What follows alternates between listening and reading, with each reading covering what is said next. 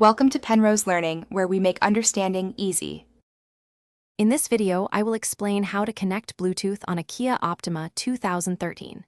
Begin by turning on the car and enabling Bluetooth on your phone, then press the Phone or Setup button on the center console. Select Bluetooth on the display, choose Add Device or Pair New Device, and confirm the PIN if prompted. Wait for the confirmation message, then test audio and calls to ensure the connection works reliably.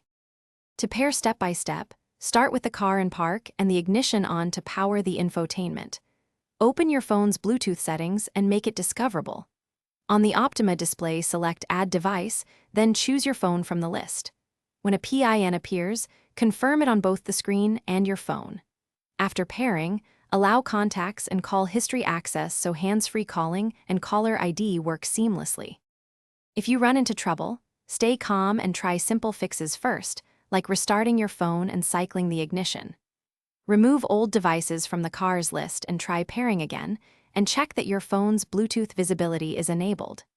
If problems persist, update your phone OS and the car's firmware, clear the phone's Bluetooth cache, or perform a Bluetooth settings reset on the infotainment to restore normal pairing behavior. Thanks for watching. If this was helpful, leave a like and consider subscribing. See you next time.